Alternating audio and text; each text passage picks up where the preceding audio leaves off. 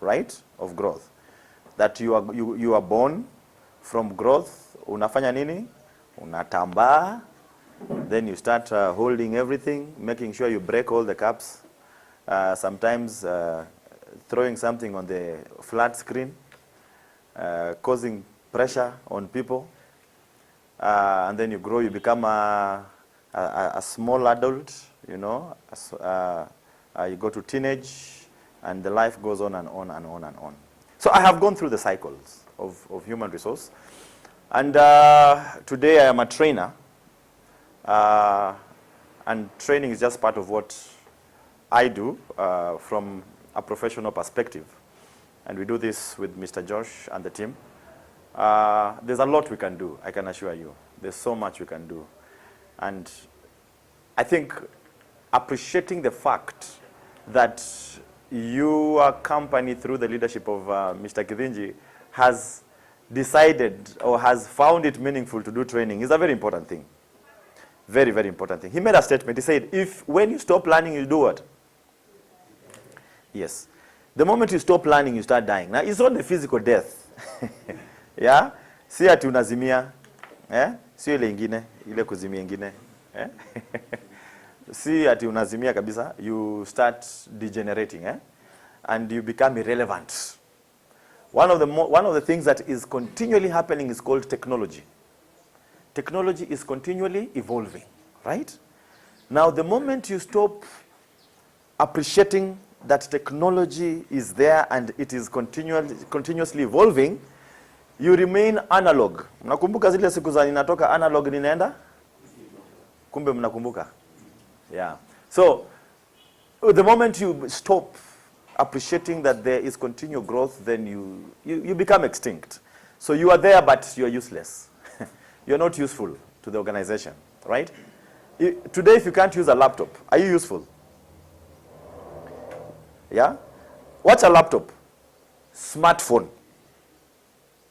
How many of us don't have a smartphone? Let me see.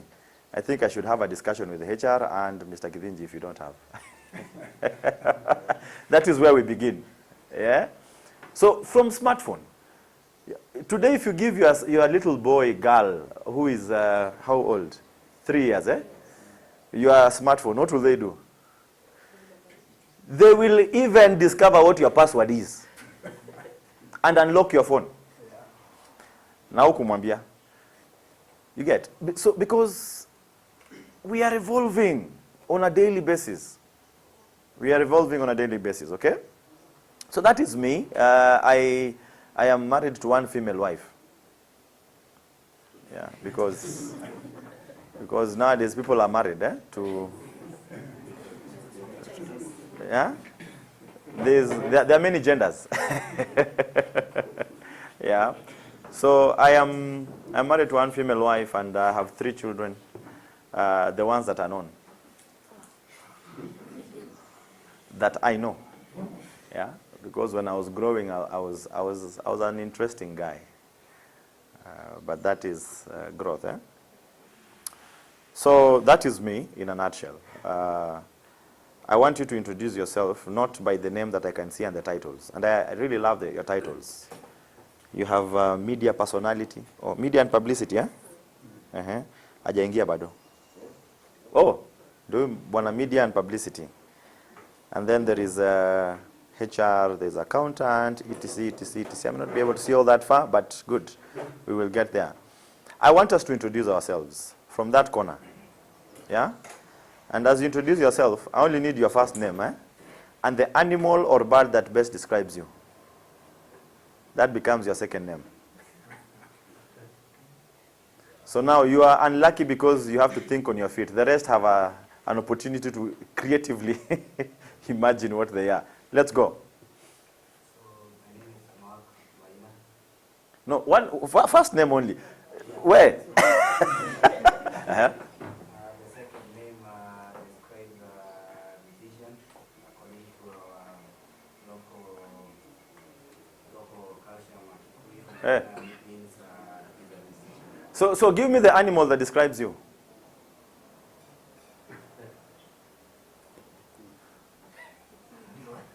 Yeah, you know it. You want to be a weaver bird or a what? A parrot?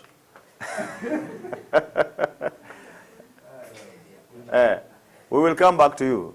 Okay? So we know your first name is who? Mark, eh? So Mark will get back to you. Next, give us your first name and the animal that best describes you, or bird. My name is Casti. Casti. Uh-huh. Casti who?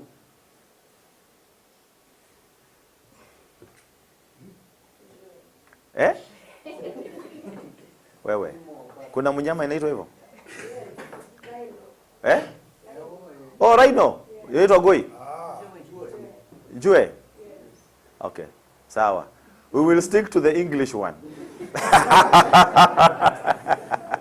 Yesterday I read something that said, I speak English. I speak English because it's the language that you understand. And you speak English because you don't know any other language. Did you get that? So she is Casti the rhino. Good. Now I see the animals. Cheetah. Walter, eh? Walter the cheetah. Man to watch. So but you know the cheetah passes so quickly. How do you watch? Before we see. Yeah? Good. The cheetah. David. Who? David. David, eh? Yes. I want somebody to describe me. No, describe yourself. Wacha na hao watu bwana. Hao watu hawakujui. Wewe hujui mnyama ule anakaa kama wewe hivi? Eh. Ai. Now you see, you've given people a chance to describe it, they've called you snake.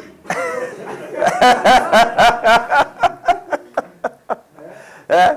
So you're okay if we stick with snake? Yes. Okay, David the snake. Python. Kwanza umekuwa specific. Good. Felix.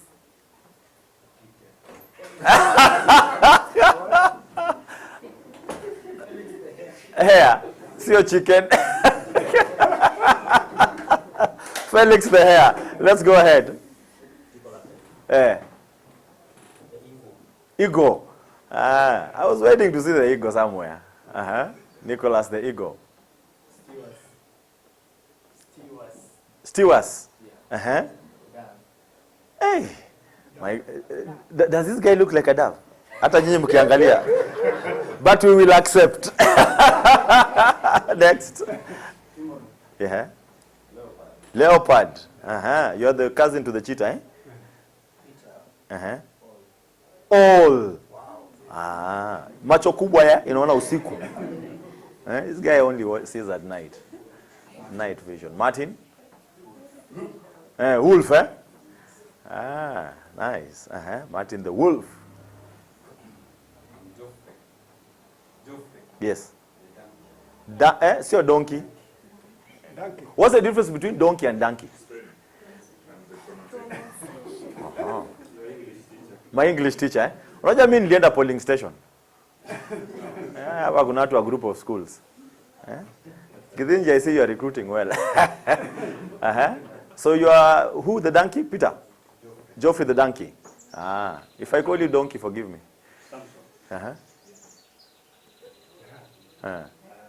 Apart from the bouncer, now I see the lion. That is the lion. Yes, Eunice. Kangaroo. Before we know it, you are here.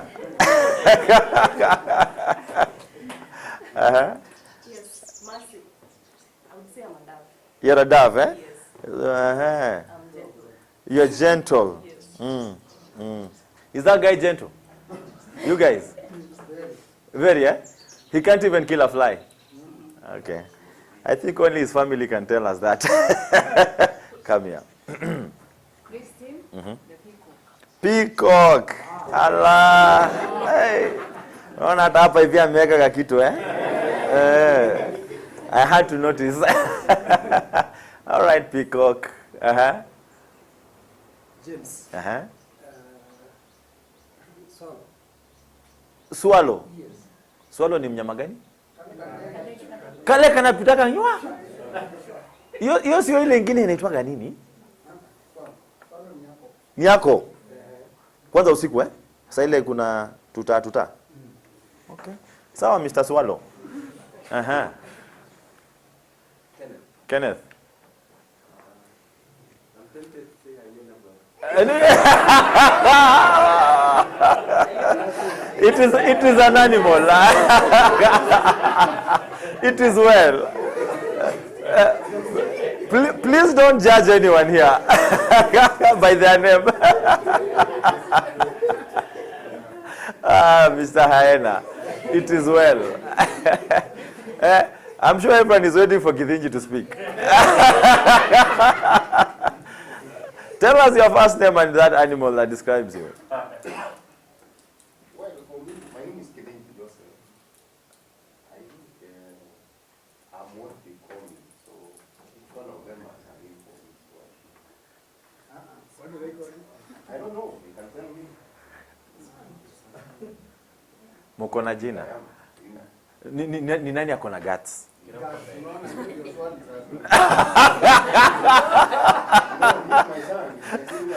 Nani akona guts?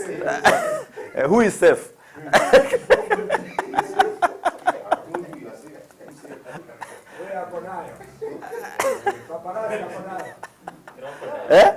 Crocodile? Who has seen crocodile? Nimesikia crocodile mahali. Elephant So ni elephant ama crocodile? Tubaki na elephant Okay. It is Now something interesting about elephants they use the same route always. Hata ukijenga nyumba hapo itaangusha hiyo nyumba ipite hapo hapo. Did you know that? Did you know that But the fact that the elephant is the biggest animal in the jungle, it still fears the lion. So, Mr. Lion, thank you very much, Mr. Githinji. Felix. Buffalo. Buffalo soldier. Thank you, Buffalo. We have not forgotten.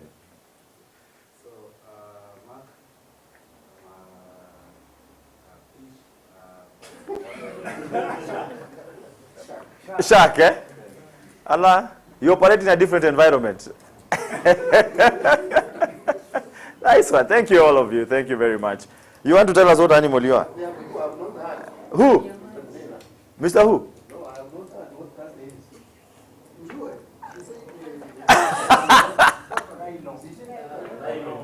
Rhino. Cheetah.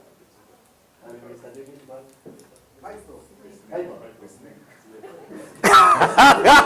I love the shock on his face. He didn't know some of these things. Good. So we can progress. Well, cameraman, while you are still behind the camera, now that your name is here, tell us, are you the crocodile? No. Maybe an eagle, At least because you have a bird's eye view. You fly high. Super good. I think we shall progress from there. And it's interesting to know that we all can associate with an animal. And I hope you thought through it. And so 3/4 of you could be right about the animal that you mentioned.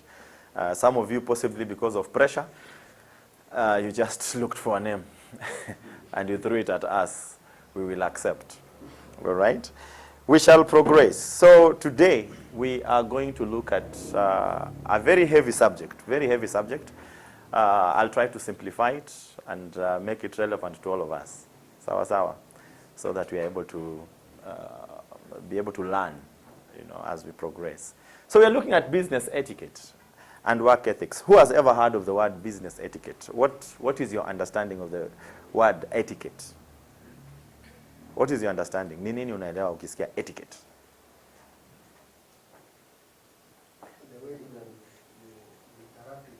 The way interacting with people, huh? I want to move a bit. Mr. Eagle. Mr. Eagle, I want to move a bit to that thing. Will I reach? Yeah, you will. Okay. so that I do not.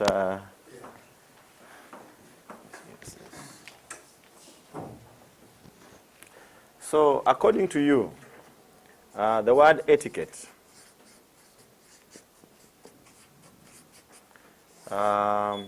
you said interact, eh? And you said with people. Okay, Someone else? Good practice. Practice, good practice. Good practice, What else? I would say accepted or expected set of behavior and mannerisms. Expected. Set of behavior. And there is also another word you've used, mannerisms. Mtanifundisha kizungu hapa leo. Good. What else comes to your mind when you think about etiquette?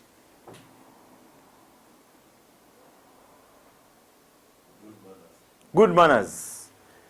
Mannerisms, eh?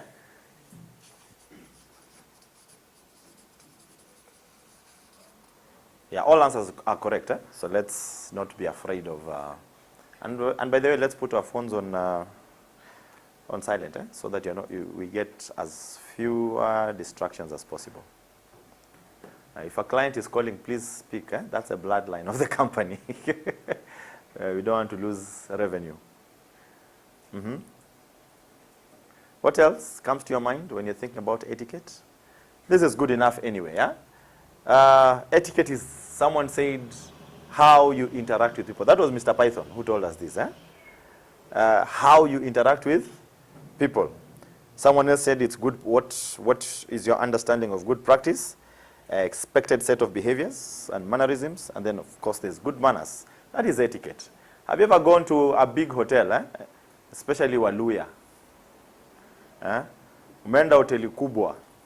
Ukapata kuna ugali, ukapata kuna kuku, na nini ingine?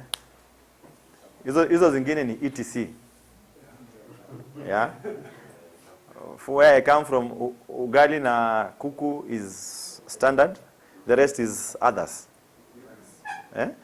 Rice, eh? My friend, hiyo ni appetizer. Hiyo ni starter. Okay?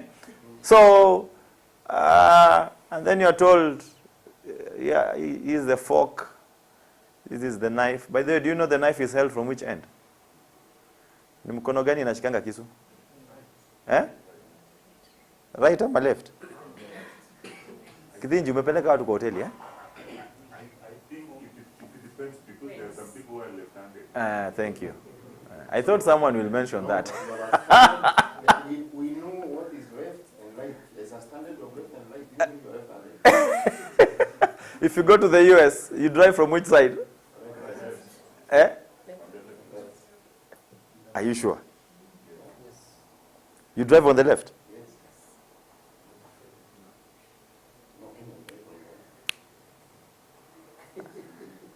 assuming you ask where the steering. Do you? No, I'm not asking. I didn't talk about the steering. Did I talk about the steering?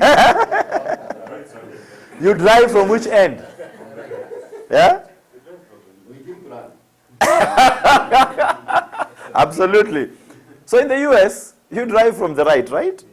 It doesn't matter whether you're left-handed or right-handed. The standard is you. Someone talks about best what? Practice, eh? Best practice.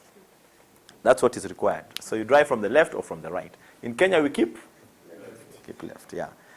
Yeah. So I think I will start encouraging the management to sponsor people to travel a bit, eh? Go to Rwanda, see Rwanda people drive on the left, on the right, you know. Go to Ethiopia, then leave, go to the UK, you know. It's good, exposure. Yeah, I've done about, I think about 16 countries in the course of my work. So I have a bit of experience here and there in terms of culture and behavior and all that. So etiquette is practice. Practice, good practice, whatever it is you're looking at. Behavior, how do you interact with people? on a daily basis. How do you communicate? How do you engage? When you are interacting with people, you can't avoid some particular things like communication, right? Because that is what brings you together. All right? So as we engage in ethics, please take me to the next slide. We are going to look at 4 areas, all right? We're going to look at the business etiquette itself. We're going to look at interpersonal and communication skills. We're going to look at time management and conflict of interest, all right? I will throw in a few things here and there for us to just appreciate some value from this particular training. Are we together? So those are the 4 areas that I intend to look at, and I hope that by the end of our training, we will have been able to capture something out of it. All right? Those are the 4 areas. I have a question. Go ahead. How long is getting that so that you can know how to do our next? Yeah, please. We will give you this slide. Yeah, we'll give you these slides to revise. If you'll get time. Yeah, but we will do that. But as much as we engage, I think Mr. Josh said something. There is no monopoly of information. There is no monopoly of knowledge. So if you know something that I don't know, I also learn. Correct? If in Zambia they drive from, how many of us have ever traveled and gone to Zambia? I was shocked when I got to Zambia at one point that there were no bumps. There are depressions. You get depressions. So there are places where you find bumps, but many places you would find depressions. So you go and unasikia gari imegonga tu pa, ni kama umegonga pothole.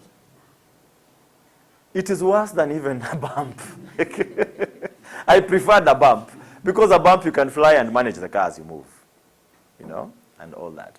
But that is it. Let's move to the next slide as we progress. So what is business etiquette? Let's go back. Yes. So business etiquette is a set of rules. Somebody said that, right? Set of rules and conventions governing correct or polite behavior used in the society, in a particular social and professional or group setting. It is a set of rules. When you go to a hotel, there is a set of rules. The rules is the how-to. Okay? It is what is expected of you. So that as a Mluya, I don't go to a hotel where we have high-profile people na ninaanza kukula ugali na mkono. In fact, tunauza wapi mahali ya kuosha mkono? People are wondering, in this hotel, kuna vitambaa zingine tunapanguza mkono nayo, They are called hot what? Hot towels, Yeah. Unapatiwa, you clean your hands. But there are people who come from a certain background that insist they have to wash their hands with soap. In fact, hawaoshi mkono, wanaoga mkono. Naoga mkono. So, you have to appreciate that in every society and in every organization and in every professional setting, there is standards too. Are we together? But that how-to must be pegged on something that was mentioned here, known as what? Good practice. Okay? Of course, I would add the word best. Yeah? It has to be pegged on best practice, because the moment you are engaging on a practice that is not best, then you are going to struggle and suffer in the business environment or in whatever professional environment you're in. For example, for those of us who grow a few years older, you know, and who are parented, ulikuwa ukifanya makosa, what finds you next? Unatandikwa kofi, unazunguka mara mbili. Si ndio? Before you come to know what happened. Masikio inafanya ndi. That was parenting at that time. Yeah? You are a child of the community. When you make a mistake, kabla ufike nyumbani, ule mzee ulikutana na yeye pale kwa kona fulani, amekudiscipline. By the time you get home, the information has gotten home is going to be multiplied. Correct? Today, can you do that? Unaweza shika masikio ya mtoto wa jirani hivi. Jirani tu wa next, si mbali sana. Opposite door. Umuinue hivi. You'll find yourself in in court. Si ndio? Times change. Things change. Behavior change has to change based off on changing circumstances and the changing environment. Behavior changes. Now, if you cannot change, then it means that you cannot survive in that environment. Si ndio? You cannot survive in that environment because your behavior must be aligned. You will be surprised. Many employers do not recruit for your academics and technical skills. Did you know that? Now you know. They recruit for your attitude. They recruit for your behavior, your ability to fit in a team. You are a team, right? Yes. Sindio?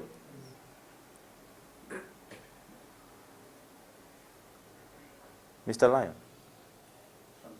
Samson, eh? Siwe ni Lion? Siwe ni Lion? Huh?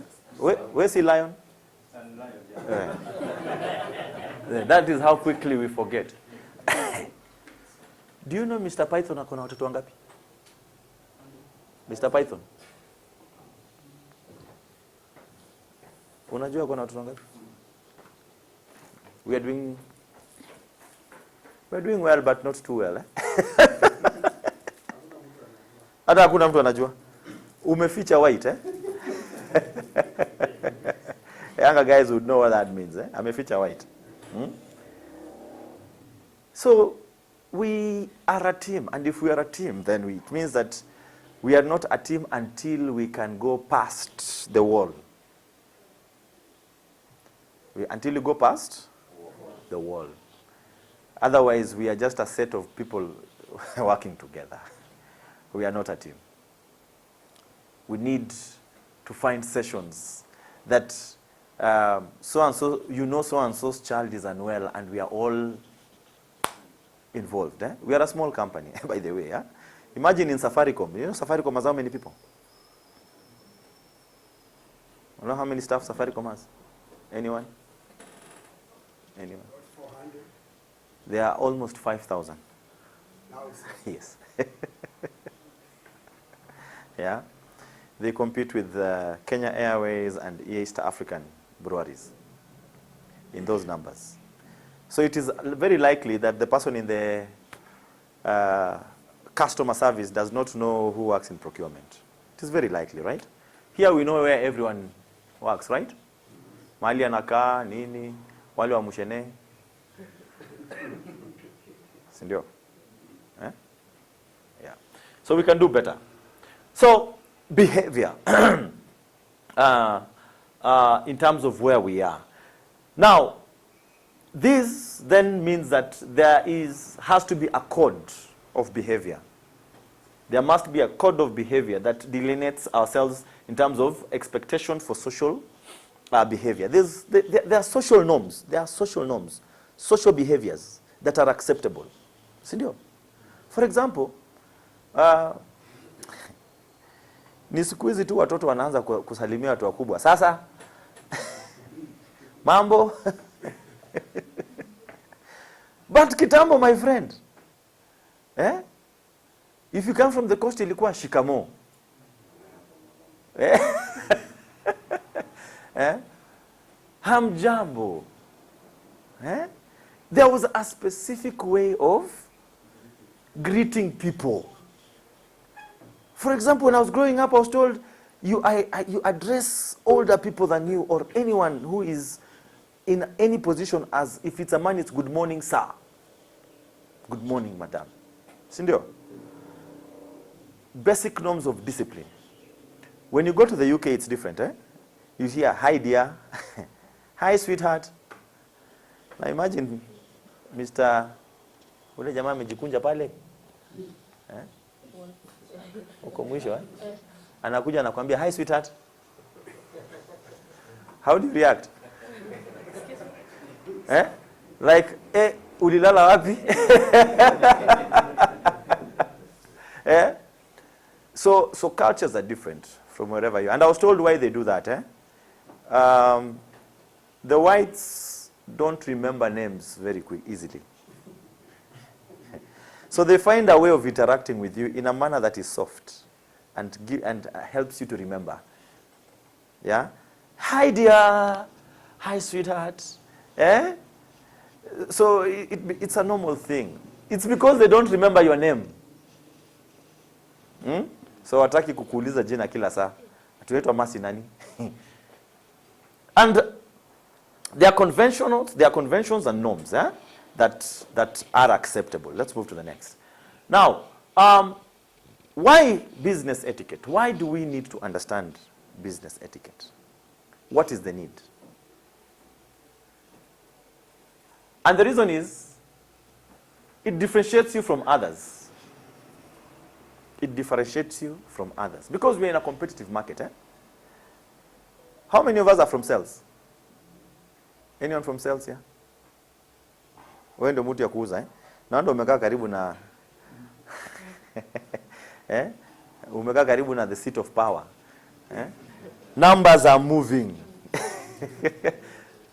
In sales, yeah? When you go to a client, there's a certain way you must approach the client. Sindio? Warm up to the client. Now, business today is primarily on relationships. True or false? True. It's on relationships. It's I like you. It's I feel huyu mtu ako sawa. We can engage. I can call you at midnight. I can call you at any time and you will not scream at me. You will pick. I can give you any problem and you will tell me ways around it. Sindio? If you are a salesperson and you are not outgoing, will you keep clients? It's very difficult. Yeah? Client aikupigia simu unaanza na huyo ni nani? Ushapigia watu simu anaanza na wewe ni nani? So the client is wondering, is that how we respond to calls? Is that how you address me? They want that when they call you even know their name. Hi Peter. Habari ya leo. Kuko aje? Relationship. It's like tumejuana for a very long time. But in reality, I only know you from that perspective. Business, professional. So, it differentiates you from others in the job market. When your game is high, it's top-notch from a professional perspective. It builds stronger relationships around yourselves. Because if I know how to conduct myself, and we'll see it a little bit ahead, when you are talking about interpersonal skills. What time do you go for tea? Mmekunywa tu chai sahi lakini jo. Najua kuna watu wenye chai inaendanga haraka.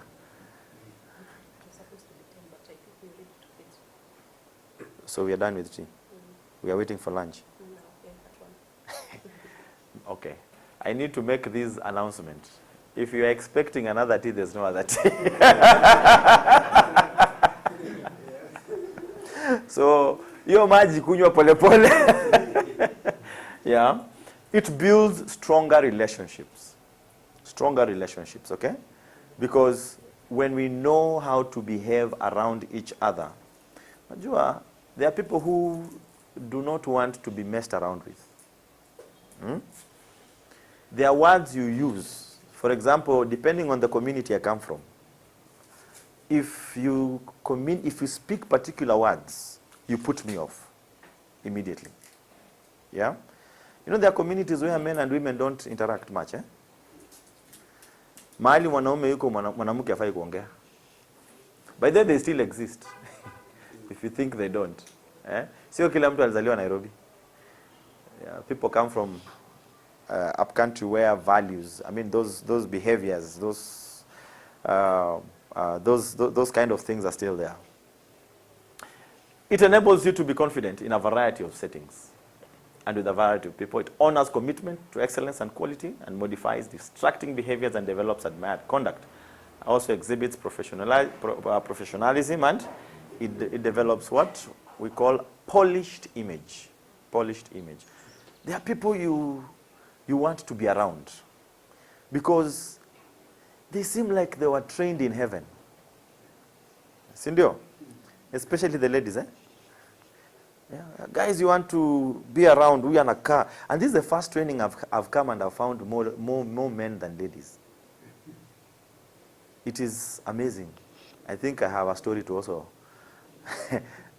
tell. But I think it's in the nature of the business that the composition is as it is. It is amazing. How many ladies are there? 1, 2, 3, 4, yeah?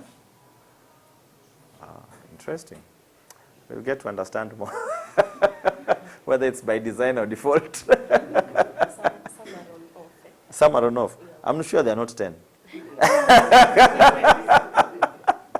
There could be 2 or 3. Yeah.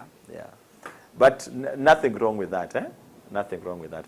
It exhibits professionalism. Professionalism. Let me tell you, there's something that is not taught in college. It is called professionalism. You are taught how to execute your work as an engineer, yeah, as a technician. Become the best. Know how this works to the other. Eh? When you mix these, you know, you guys studied subjects that I didn't agree with those teachers when I was in high school. Eh? My father insisted that I do physics, chemistry, and biology. And then I add French. My life was difficult, my friends. Eh?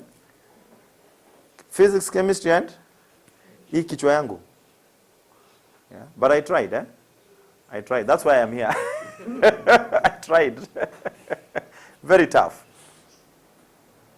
So, for you to, and I think in my experience, I have found technicians, engineers, people that are more technical oriented, to be more wanting in areas that are soft.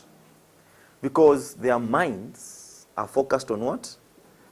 On the technical elements. How to deliver 1, 2, 3, 4, 5. And that's allowed. And that's okay. Because you're not trained in school for that. Yeah?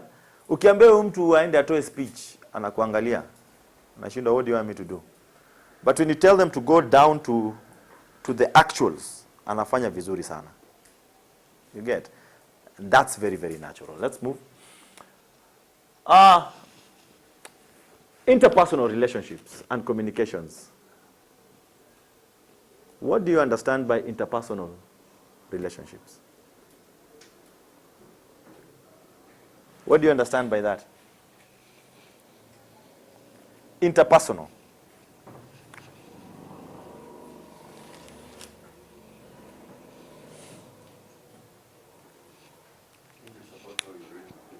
How you relate, eh? Interpersonal relationships. Just the word relationships, you know? How you relate with people. Anyone else? What do you understand by interpersonal relationships?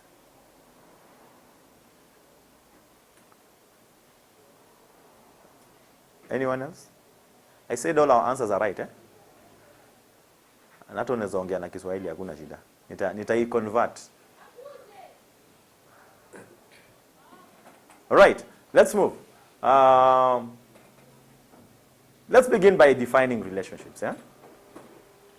Relationships are where two individuals feel comfortable around each other in a company and decide that they will be with each other, and then they enter into a relationship. They are in that relationship because they are working together. So you have the relationship between the accountant and the HR, sindio? The HR and the finance. But that's a very difficult relationship. Usually between the finance and HR. Sindio kweli? Because someone said that when finance are told jump, they ask, where is it written? When HR are told jump, they ask how high? Because of our genetic composition, our personality. Sales people, you tell them jump, they ask you from which floor. Because what they need to do is to convince you that this is what you need. Impress you. They go and promise heaven. And then they come back and deliver to the team and tell them, hii ndio nimeuza. Nyinyi endeni mudili na hiyo. True or false? Yeah? Because the salesperson is interested in numbers. He's interested in numbers. And so every company must have people, correct? In fact, we were discussing with Mercy here and Mona Josh, and we were saying, the day you will notice your importance is the day when there will be no one reporting to work. You have the machines, you have the building. Can it serve the purpose? Can it deliver? It cannot, right? And so you are very important because everything rotates around relationships. Everything rotates around relationships. Relationships with each other, relationships with the client, relationships with your family, relationships with your friends, and the list goes on and on and on. Now, all these are interrelated. They are interrelated because if you have a challenge at any point, it will manifest itself somewhere else, and usually at work. Why am I saying so? How many hours do you spend at work? Working. Not in the office, working. Yeah. It's not like it's every day, but it's between 5 to 8 hours. 5 hours to 8 hours? Yeah. You work 5 hours to 8 hours? A day. She's saying 8 hours. No. Hours. Yeah. You work 5 hours?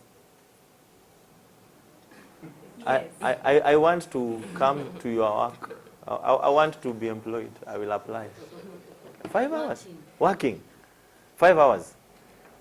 Hey, you're doing well. No. Mm. You know, it's not like it's every day. Yeah. There's a day you can work even from, you enter the office at 8, Uh-huh. you can leave at 10. 10 in the night, eh? Yes. Yeah, that's what I mean. So how many hours are those?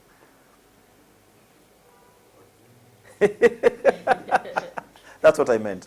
I knew you possibly got that bit wrong of 5 hours. No one works for 5 hours. And usually it's 8 hours, right? Yeah. HR ndiye amesema. Siendi anawapatianga barua. Ile barua unaandika yours faithfully. Sinio? 8 hours. Sometimes 10 hours, 12 hours. Now that place where you spent that much time, if you are not having peace somewhere else, it will manifest there. Sindio?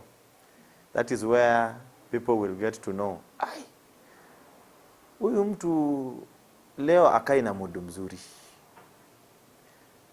Very erratic. Kiguzwa kidogo, they are explosive.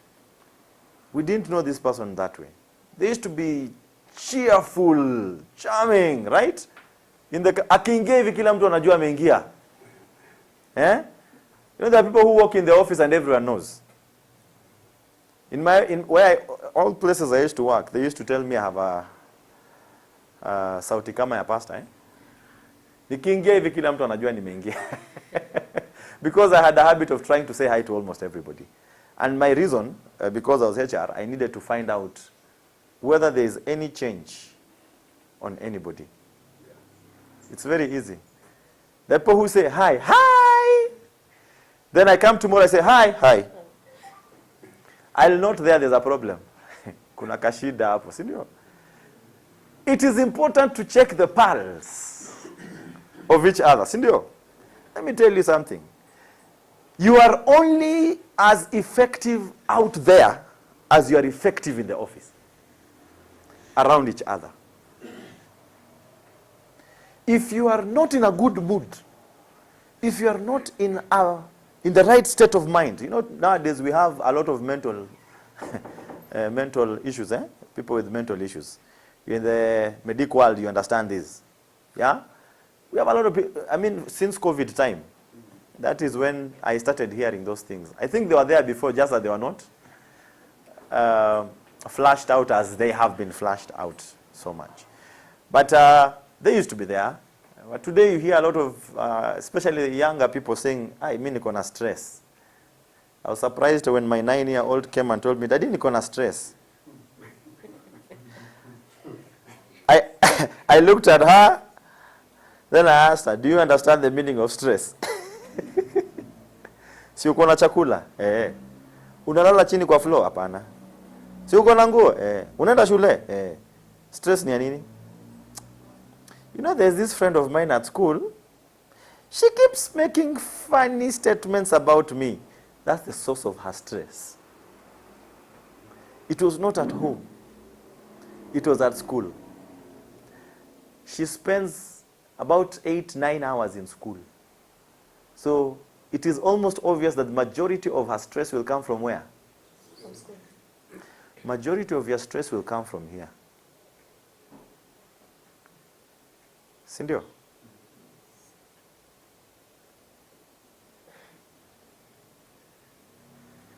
Are you married?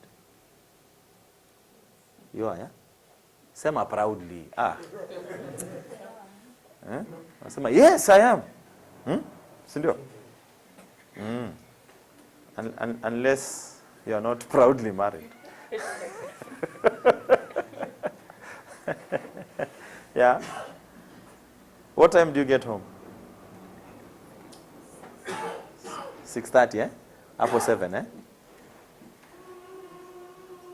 What time do you sleep? 10:30, So you are productively at home between 7 and 10, 8, 9, 10, 10:30, 3.5 hours, say 4 hours at home every day, productively. Wacha ile time umelala. Hiyo sio productive time. So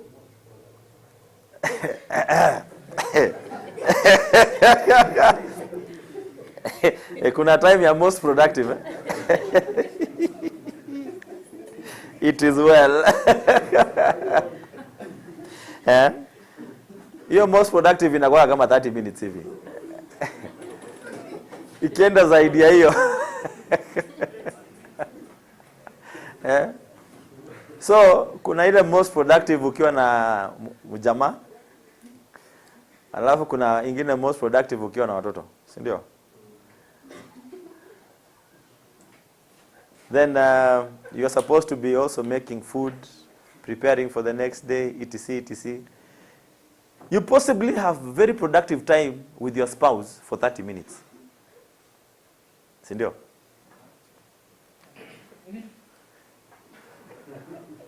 Yaani wengine hapa wanawafikiria 30 ni kidogo sana. Ama ni mingi sana.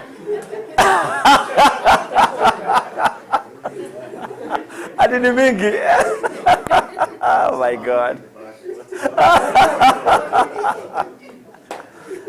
Let me tell you. Mapema ndio best.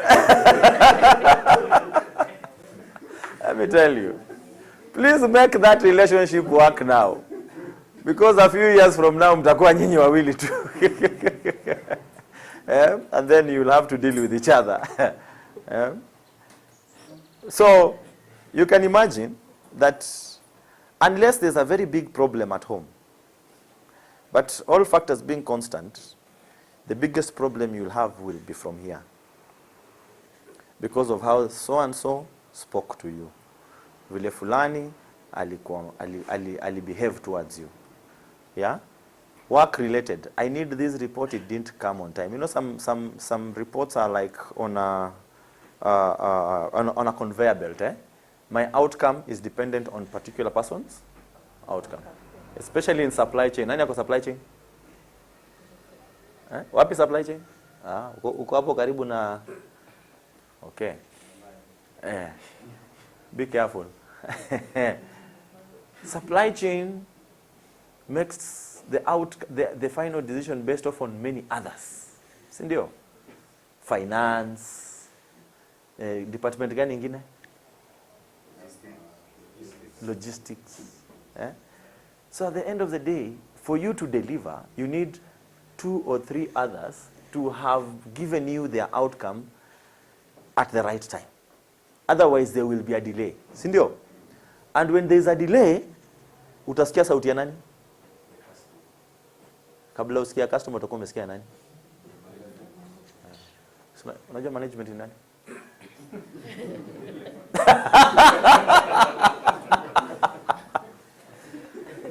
But makosa si yako. It's because 1, 2 or 3 other people delayed, yeah, in delivering to you what you need to. Sindio? The customer service person got a need that did not pass around at the right time, or did not move according to your SOPs. How fast should it move? When the client calls, the client possibly doesn't call you. They call Mr. Kidinji. Kwani siku hizi mko namna gani huko kwenyu? Ni watu mumepunguza ama ni kazi ndio mingi? Or have I become a lesser client to you than others? Then you'll ask, hey boss, tulia. Hey, iko shida gani? I asked for this thing, this particular equipment, and it's 3 weeks. Does it happen? It does, eh? It is 3 weeks. And he'll say, I am sorry. Allow me to find out where the issue is, and I will get back to you very, very swiftly. Then he will go back to the system and find out where did the ball drop. Sindio? That day may not be a good day in the office.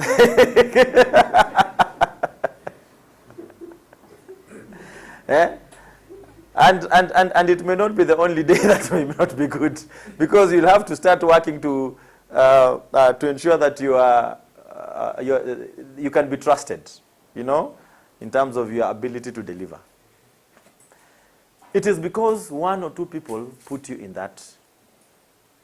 And because that happened, wewe pia utaanza kuambia fulani, unaona ni wewe ndio umefanya nikapata barua kutoka kwa nani? HR. You get? Relationships. Go on. Is it moving? Okay. Go back. Oh, okay, fine. It's okay, yeah? Super. So interpersonal relationships are closer than just relationships. It's beyond just a relationship. Association between individuals who share a common interest and goals. We all share common interests and goals here, right? Let me ask you. What is the vision? Okay, fine. Well displayed, eh? At the entrance? Yes, of the office, eh? The vision and the mission and the values. On the right side. On the right side, eh? As you enter. Vision, mission, and values. It's a whole and the motto. Yeah? The motto. So who knows the vision? Who knows the mission? Or who doesn't? No. We will go with who knows. Who knows the motto? The motto. Okay. It is well. Don't worry, no one will be punished. Hizi tu ni swali zangu. Saa ingine naulizanga swali za ujinga. I'm sure you know at least 1 or 2 values, yeah? So there'll be peace a bit, eh? Give me one. Customer focus. Another value? How many do we have? Around 5 or 6. 6, eh? Integrity. Give me another one. Professionalism. That sounds good. Ndio hiyo customer focus na customer satisfaction, one and the same. Okay, good. Give me the last three. At least tupate values. Hata kama hiyo nyingine amesema ni story. It's a whole paragraph. No, I don't want you to rescue anyone.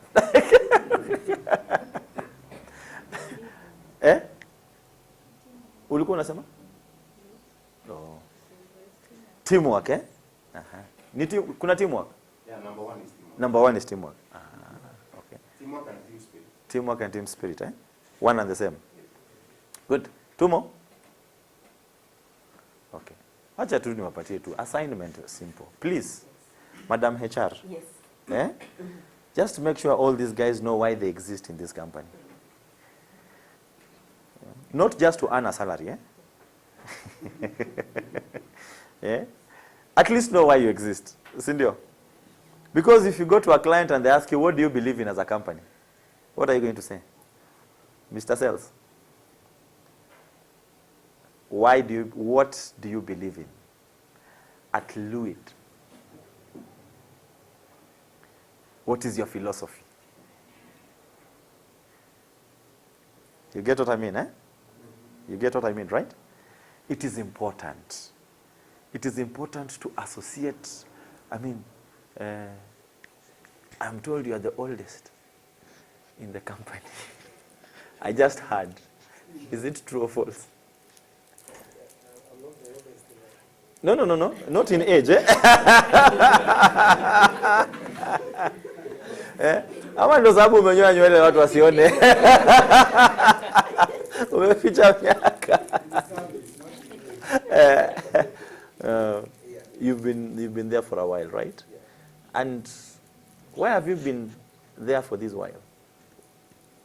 What has kept you? What keeps you going? Have you not thought of going anywhere else?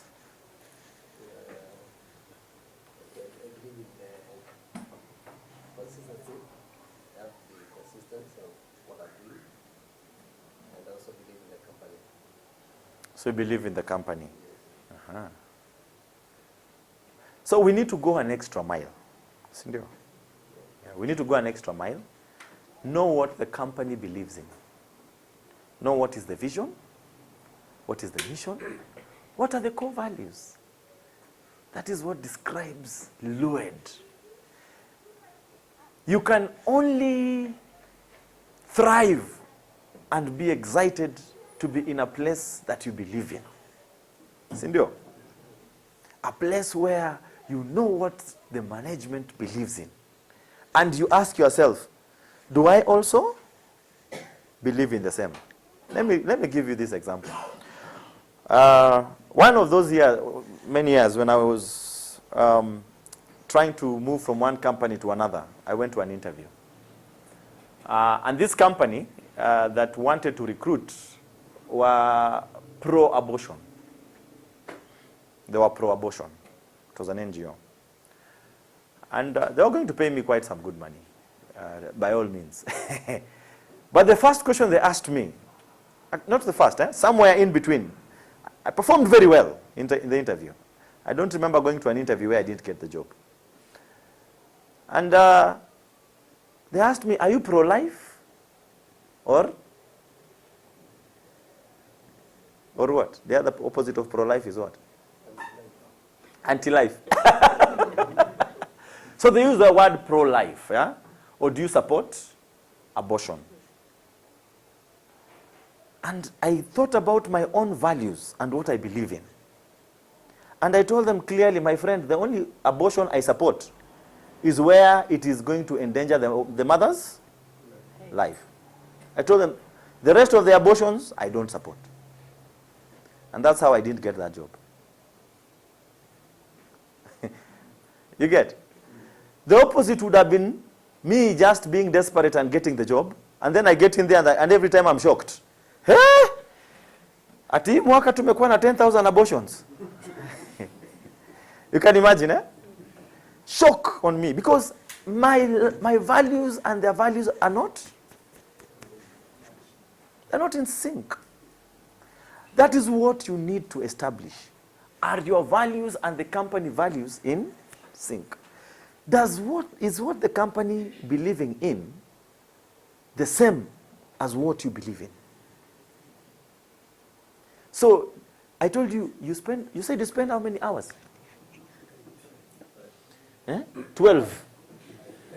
It could even go to 14. Of course, not every day, but many times. Yes.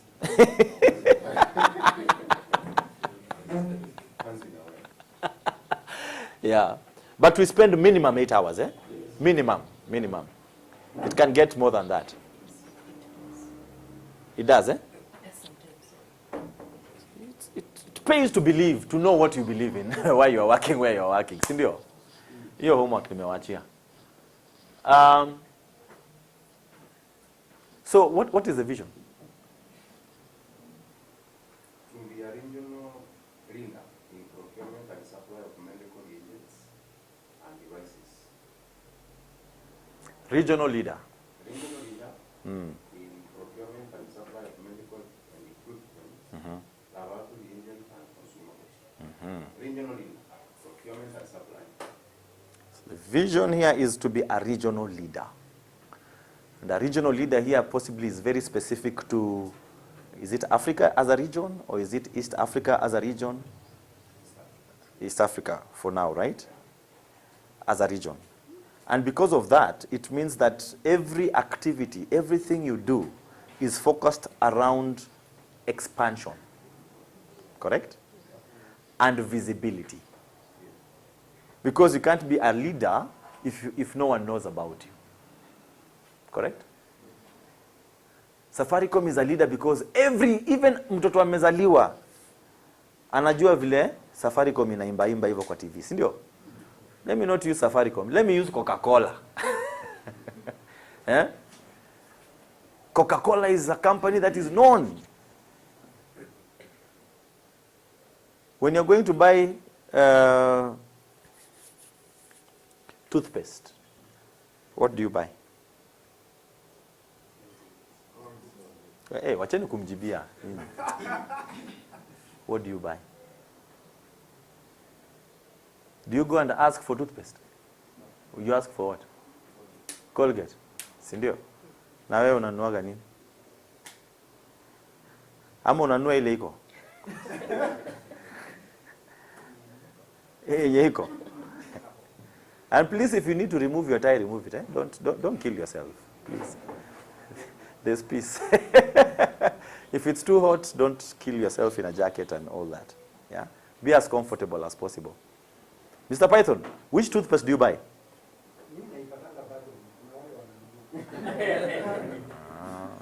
The situation yake ni tofauti. Mr. Salesman, which sabuni ya kuoga unanunuaga gani? Geisha, Why?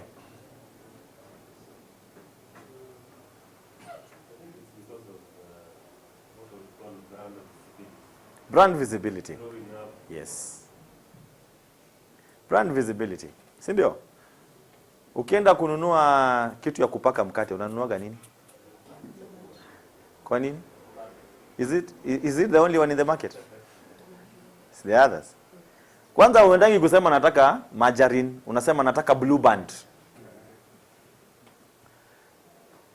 It is because they have worked so hard to ensure that their product is in your brain every day. Kiwi, Omo, Jik, Colgate, Pampers. Paka yani saa nyingine hata hauwezi kusema ati unataka diapers. Unasema nataka Pampers. Ukilitoa Pampers, hapana, sikuwa nasema Pampers. Nilikuwa namaanisha. But for you, Pampers and diapers mean the same thing. When I was growing up, I thought every president in the world is called Moi. Because that's the only guy I had ever interacted with that is called a president. Bas, kulikuwa na Moi wa Uganda, Moi wa Tanzania, Moi wa... For me, the brand, the guy had worked so hard to ensure that the only thing we know about a president is called Moi. Tingisha. Eh? So when you go to Uganda, unasema, na huku Moi wenyu ni nani? You get what I mean, eh? Let us work hard to ensure there is brand visibility if we want to be regional. I'll tell you, I did not know Lued until I came here. Now, it is not because I don't try to know what's going on, but just a word of advice. You have a marketing department. They need to work hard, very hard, to ensure that the company is known. That is the only way you're going to achieve the mission, the vision of what? Regional leader. Sindio? Visibility. Going out and making sure that you are known. Let me ask you another funny question. Is there anything around your social media that tells you work for this company? What? You as a person. Watch a social media company. Yako. Facebook, WhatsApp, gani ingine? LinkedIn. Unakunga LinkedIn? Haya. Yeah. You pass by, okay? Twitter, TikTok, hizo zote. Hizo ujui. Sisi sumbuane. Is there anything around your social media space that someone can know you work for Lued?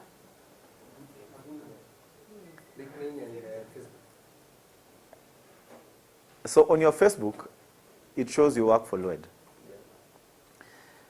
That is if someone goes to the biography. Sindio? If I checked your pictures on Instagram and Facebook and all that, can I pick anything about Lued? It is possible. What is there?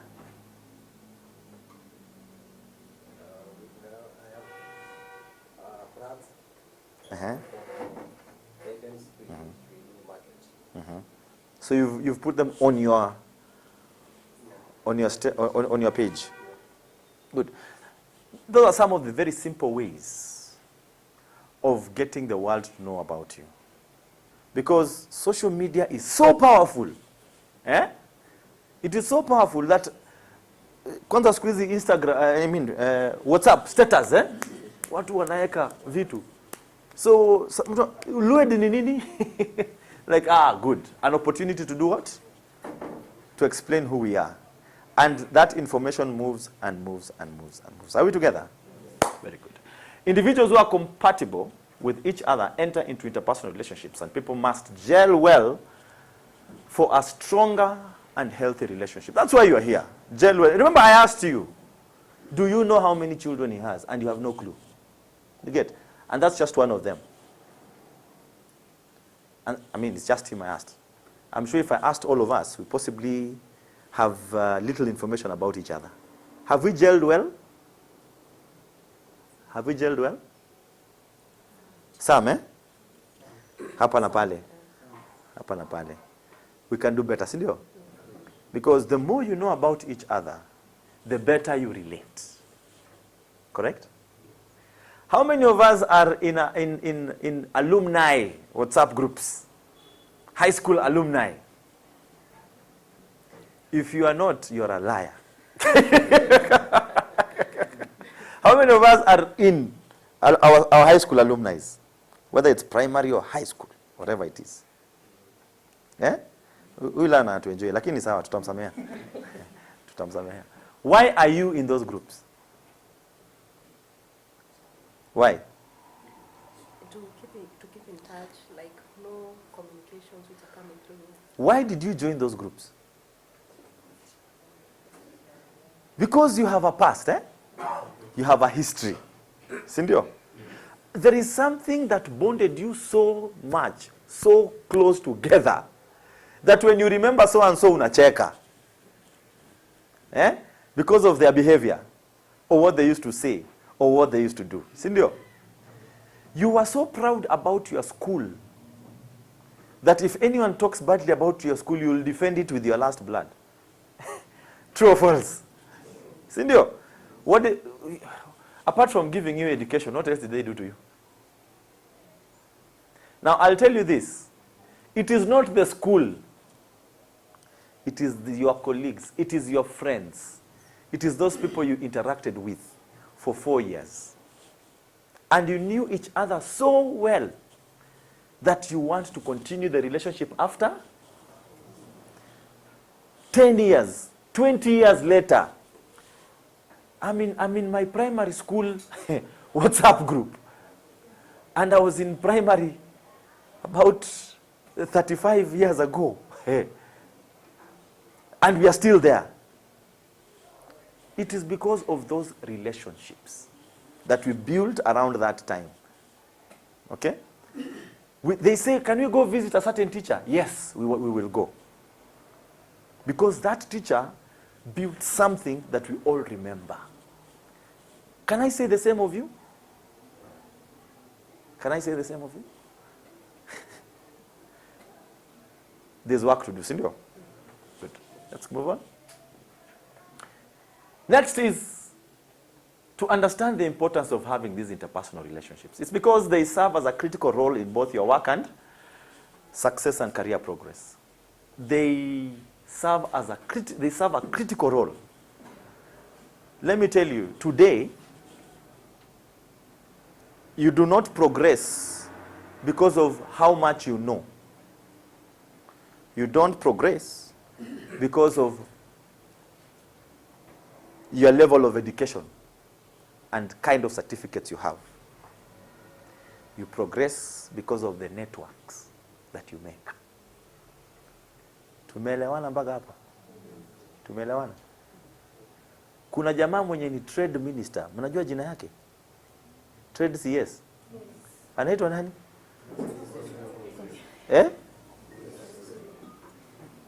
Wewe jamaa wewe unaweza kumwandika kazi? Wewe ukiambiwa umwandike utamwandika? Kama Kenya ilikuwa kampuni yako, utamwandika kazi? But he has a job. Why? Because of his network. Because of who he knows. Mr. Sales will tell you that his network is his net worth. Did you hear that? Your network is your net worth. If all your friends are on social media, if your network is on social media, Facebook, then that is your net worth. If your network is in particular circles around Karen Golf and Country Club, you see where I'm going? Then I can almost tell you that that will be your net worth. People make a joke that in Kenya net worth inaanza 100 million kwenda juu. Kama una 100 million, where una net worth? One what? He's asking net worth. Anauliza net.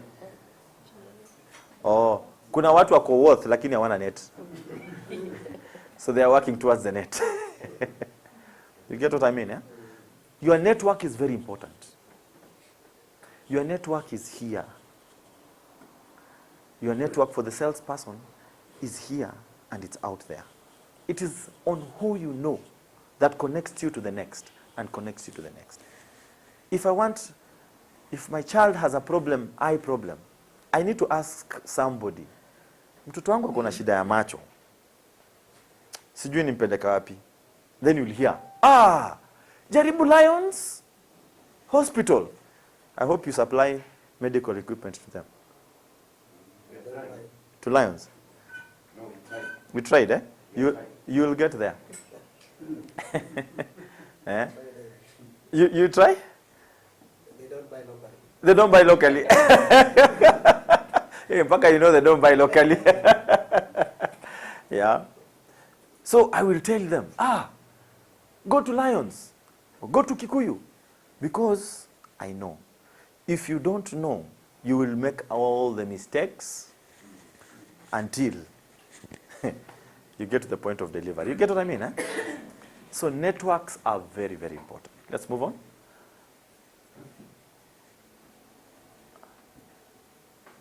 Positive interpersonal relationships will allow effective communication and understanding amongst us. And they will also maintain boundaries. They will maintain boundaries. How will they maintain boundaries? If I know how far I can stretch with you, then I will not go beyond that. Get what I mean, eh? If I know how much I can stretch, unajua wale watu wameoa wanajua. Si ndio? Nikisema hivi, hata chakula inaweza kosa kupigwa hiyo siku. If I make a particular statement about her uncle or his brother, that is the end. Hapa hatutalala na amani. You must know the limits and the boundaries. Don't be careless with your words. We will learn a bit ahead that some people speak and then think later. Yani inatoka. Ndiye anajiuliza, na nilisema? Sasa ile kimeumana. We must engage ourselves before we speak. Sindio? Okay. Let's move. There are different forms of relationships. And I thought this is very important. Because in the workplace, you really need to know. We have friendships. We have love. We have platonic. Nani anajua platonic relationships? Platonic. Have you ever heard of it?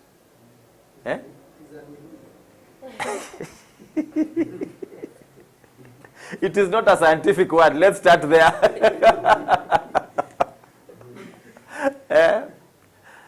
You've heard of the word platonic, Platonic relationships, they have family relationships and professional relationships, which are work oriented. Let's move. Now, friendships are just what are the acceptable. Unconditional interpersonal relationships where individuals enter by their own sweet will and choice. So I choose to be your friend or not. When you join the company, I first scan around who looks like they can be my friend. The rest are acquaintances. You've ever heard the word acquaintances? The acquaintances are the high friends, and that's it. High. Friends go a little bit deeper than that. Right? So you go in with your own choice. It's not like a family. Family, you have no choice. Your brother is your brother whether you like it or not. Friendships are a relationship where there and individuals enjoy each other's presence. There are no formalities. There are no rules around friendship. Yeah? That I have to write a letter that is structured in a certain way. I have to say words, it's structured in a certain way. You get to know the rules around each other as you interact. You get to know how far to go, how far not to go. There's no rule book to it, literally. Sawa. Then we have love. Am I right? Are we moving? Yes. No. Let's continue here. It's also let's move to the next one. Friendships can be between. And then. Please don't overthink. Don't overthink. The most natural kind of friendship is between man and a woman, right? I'm talking about friendships, not love, not romantic relationships. I'm talking about ubeshte. Okay? Sindio? Ubeshte too. Man and woman is easy because it's easy to just interact around particular areas. But then there's another one which is man and man. Boy child. Ubeshte tu ile ya unanifeel, si ndio? You feel me? I have this kind of challenge. Who can I run to? Who can I talk to? Although men don't talk, that's the problem. Sa ile kimeumana, men don't easily talk. Sawa sawa. And then you have woman and woman. And women are interesting because they discuss anything and everything. Sindio? They say things that you'll never imagine around themselves when they are together. Very, very interesting. But that is what keeps them going. That's what keeps their energy. And that's what keeps them afloat. And that's what keeps them living longer. Are we together? Before we move to the next slide, I have a question for you. And help me answer this question by putting your hand up. I have 5 birds on a tree. How many birds? 5 birds on a tree. And I throw a stone. And I hit one. How many birds am I remaining with? 0. Any other answer? 5. Okay. 5. Which other answer? I hit one. How many am I remaining with? Why? One died. One dead and nothing. The other one is How do you know that one died? What is the guarantee that I hit it and it died?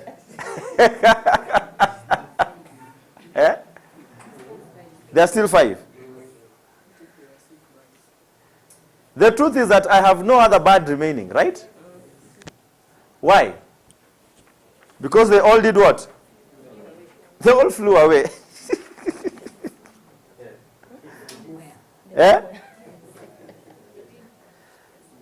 They are somewhere, they're not with you. They all disappeared. All right, let's move to the next slide. I just needed to know whether you are awake. And that's a good indicator. We have love. Hey, mnapenda hiyo picha? Sana?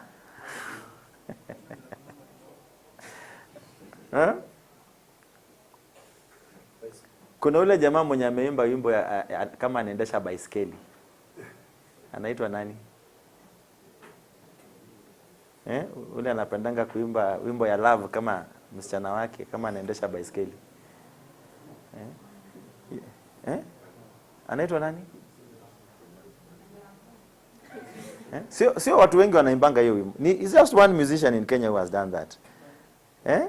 Sio Vaida we. How does that song go? Anyway, I'll remember it. Anapenda sana amebeba msichana wake nyuma. Inaitwaje? Wacha Maningwe. Kuna ingine. Kijana tu hapa kutoa Kibera hapa. What happened? Looks like power disappeared. But that's okay. We shall continue. Love is basically an aspect of interpersonal relationships that are characterized by what? Passion and intimacy. Passion and? It is called love. Okay?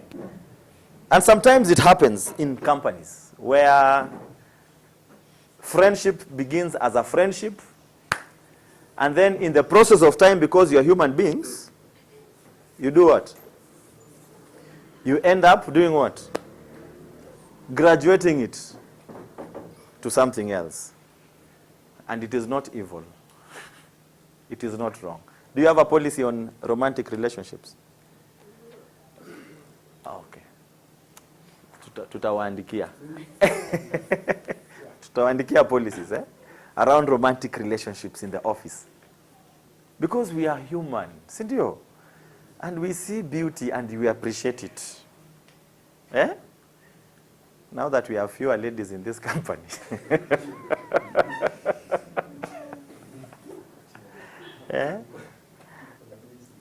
It can get bad if people start eyeing a particular person and then 3 people love the same lady. And then you have the lion on this side, you have the elephant on another side, you have a python on another side, and to make things worse, there's a hyena.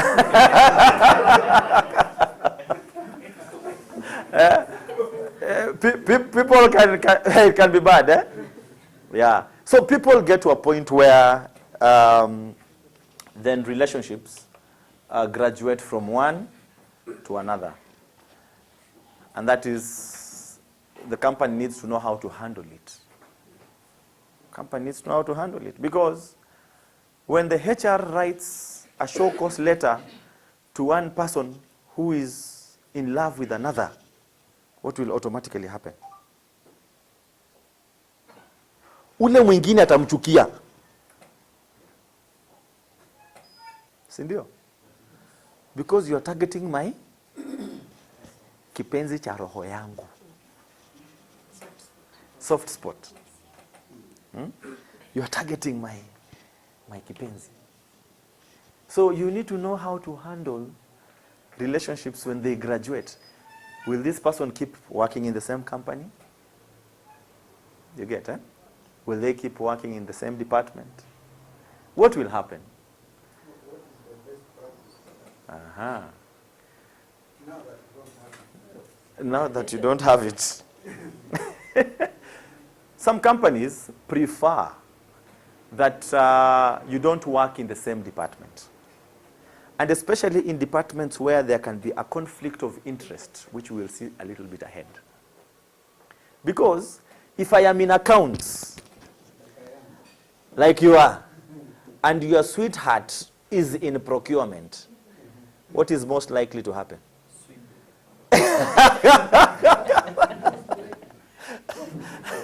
What is the most likely thing to happen when you are at home na hakuna sukari?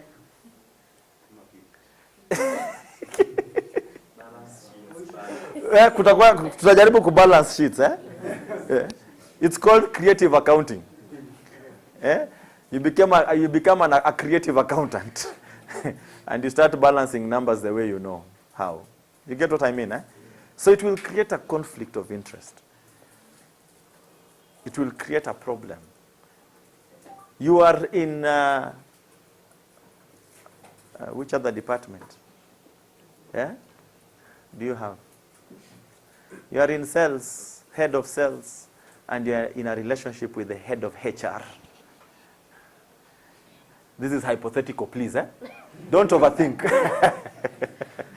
And then you come late one day and there's a problem. Will the HR write to you a show cause? Atatafuta njia ya kukuprotect by all means. By all means. To make sure that you don't get out. Because, I mean, you are affecting my heart. You get what I mean, eh? So it is important to know how to handle relationships within the workplace. And some companies will say, we prefer that one of you does not continue working with us. Because we will have a problem. Clearly. I worked in a certain hospital where majority of the staff were all related in one way or another. Eh? So this is how I got to know. I didn't have to ask. Ulikuwa unaona mtu mmoja anakuja anaomba leave ya kwenda mazishi. And then 13 other people come asking for leave to go mazishi.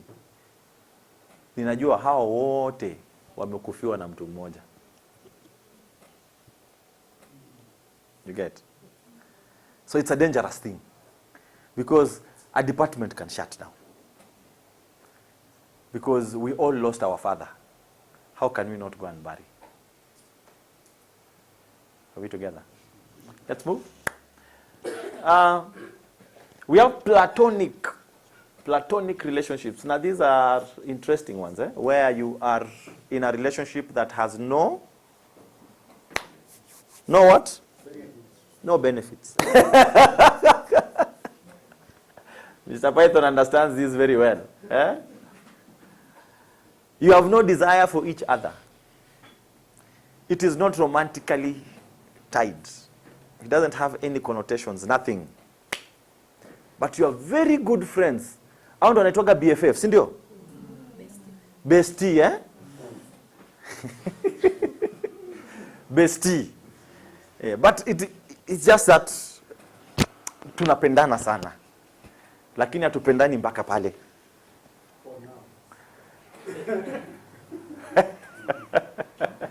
Yeah, and in such a relationship, yeah, the man and the woman are just friends. Do not mix love with friendship. But the only thing to worry about is that at one point or another, it may end up there. At one point or another, because this person comes and you become the shoulder that they lean on when they are crying, eh? And empathy becomes sympathy. And before you know it, you don't know how to explain to each other what happened. Eh? You see accident, my friend. kuna vile ilijipanga. So there are platonic relationships. You'll find people in the office who are very close to each other. Si ndio? Ukitaka kujua about fulani, uliza nani? Atakwambia, wanakuanga hivi. Kabisa, very close. Those are relationships in the office. It's important to know how to manage that. Very, very important. Sindio? Very, very important. Let's go on. And then we have professional relationships at work, which are just professional. They are based on the reason why you exist in that company. They are based on the reason why you exist in that company. Nothing beyond that. Have you ever heard someone say, it is strictly professional? Mi sina ubaya na wewe. Sikuchuki. And let me use HR because I'm familiar with HR. When HR has to discipline you, hakuna feelings. Sindio? Even if you are friends, kiasi gani? If the HR has to dismiss you, hakuna feelings. It is strictly professional. Strictly professional.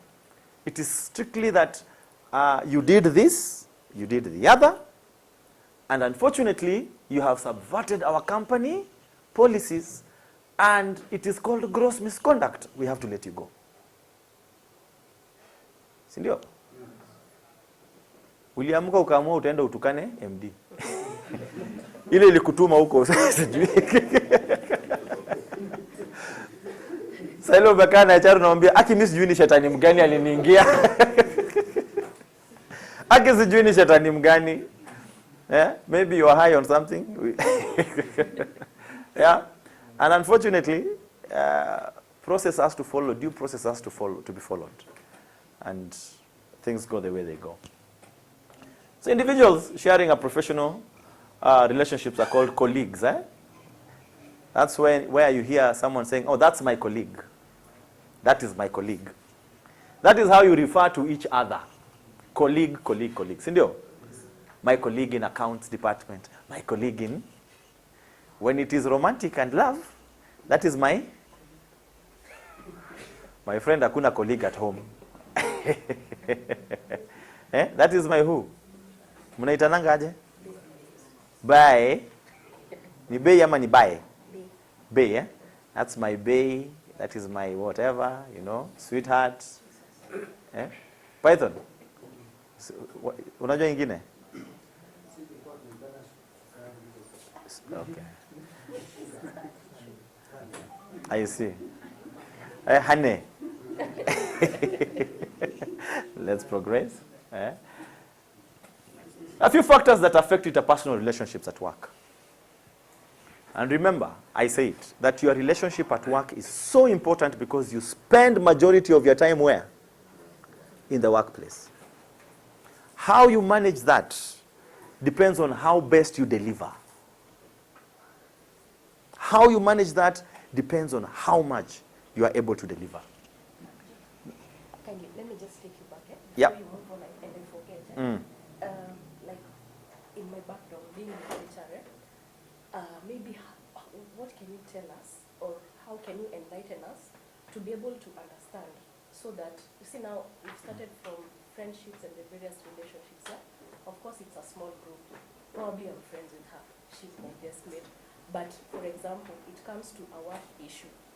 Maybe how can you enlighten us to just be able to know that nimekupatia barua maybe a lateness, someone has written a letter to you. How can you let us know, just so that we can understand that that is just professional and nothing past professional?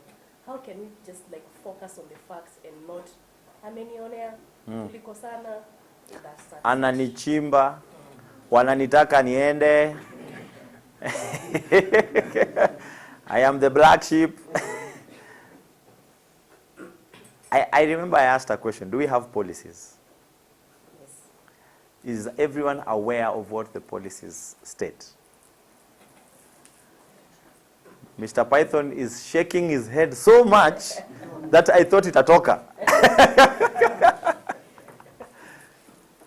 Have you ever interacted with the policies? Have we interacted? Munasikianga tu ziko. That is where we start. We start from the policies, policy direction. What are the rules of engagement? Apart from that letter yenye uliandikiwa ya appointment, yenye najua ile tu kitu tu ulisoma. Ni nini? You shall be paid X at the end of every month in the account of your choice. The rest au kusoma. Maybe ukaangalia kama kuna leave, how many days. The interesting part. Ukaangalia kama kuna nini ingine, medical, nini ingine uliangalia?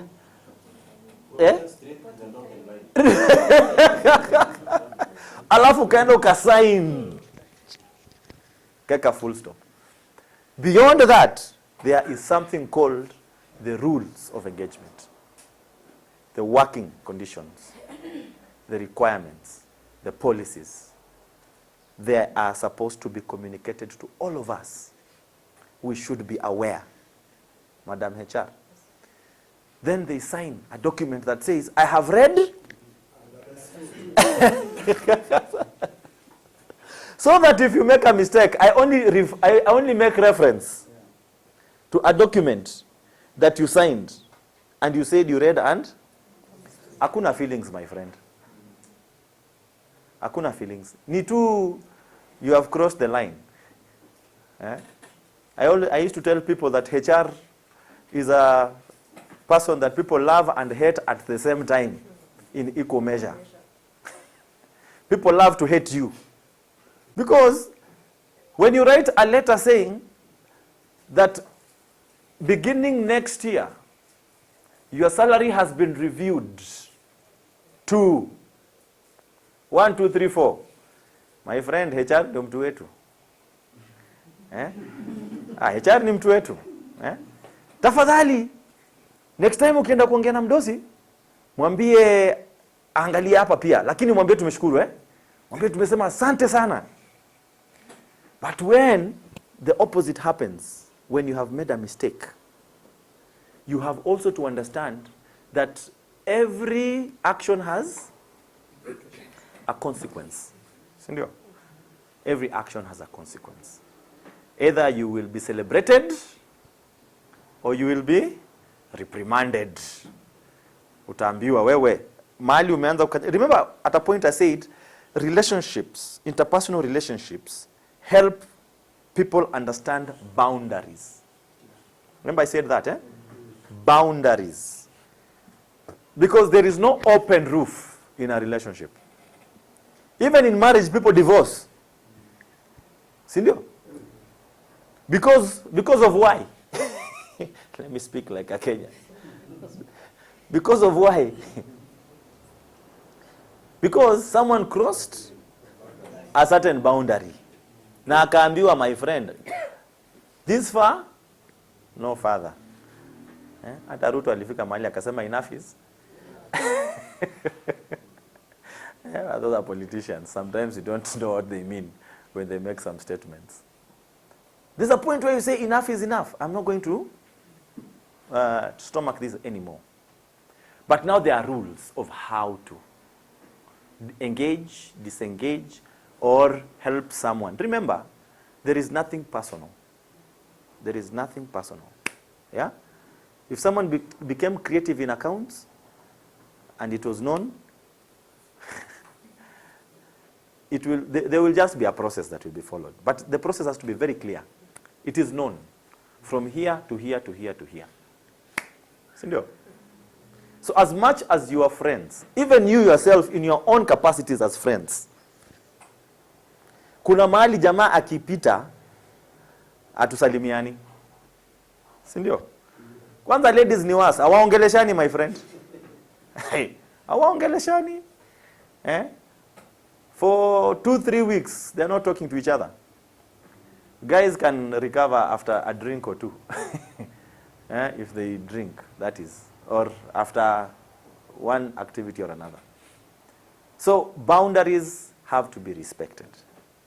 And as they are respected, it means that in the working environment, it has to be, sometimes it will be formalized. And why do you formalize? You formalize it because it gives a point of reference for HR. Because I told you are recruited out of what? Why are you recruited? Because of your attitude and behavior. Sindio? Hizi zingine, they can be worked on. We can take you to a training and improve your skills. Lakini kama wewe uko na mkono refu kama ya mwizi, hakuna training yenye. Are we together? Kama uko na tabia ya kutukanana, ni ngumu. You know, there are people who say, unajua sisi me where I come from. It's very difficult. So there are things that cannot be corrected. Once the tree has become this big, it's very, very difficult. Tuko sawa hapo? No feelings, my friends. The other thing that can affect interpersonal relationships at work is communication. First, compatibility. Compatibility is how well you can work together. And compatibility is based off on your personality. Okay? Now, you will find that the personalities are usually directly attached to which department or which career you end up in. Remember I said, when a HR is told jump, they ask? How high? When an accountant is told jump, they ask, where is it written? Is there a policy that says we jump at this point? Hawezi tuambia mtu accounts tunataka kufanya hii saa hii. Atakwambia wapi? I need a written document. If a salesperson is told jump, they ask from which floor? They don't know whether they will die or not. Maybe they have a parachute. Compatibility. How compatible are we? So that we exist in the same environment. And that's why when you're recruiting in HR, you are very keen on someone's behavior in the interview room. You are very keen, sometimes even in respect to age. Because if you bring a 50-year-old to work with a 26-year-old, my friend, utakuwa na shida. Huyu atakuwa baba yake. Kila sana mu-advise.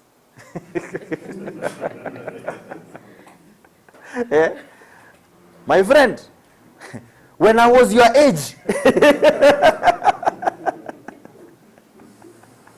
you know, I used to supervise people that were at one point were twice my age. I became a HR manager when I was very young. When I was 30 years, I think, or 29 years, around there. And I would supervise people that are twice my age.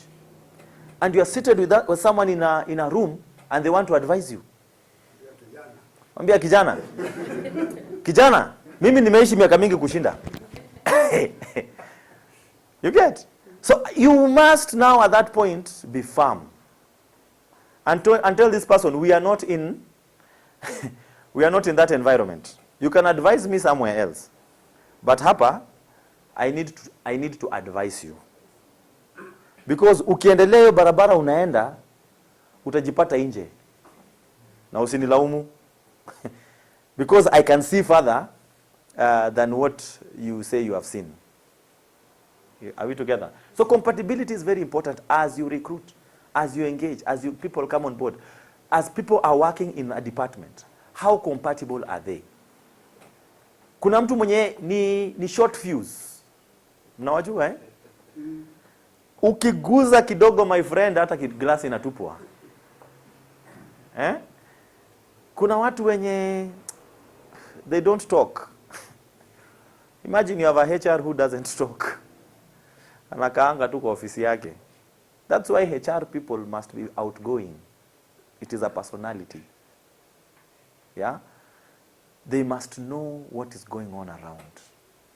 They must have the pulse of the organization. I told you what I used to do, eh? Nikiingia kampuni namna hii kwa ofisi, najua kila mtu ako namna gani. In that office, and there were about 50 people. And I would know, every day I would know how people are, their pulse. Check the pulse.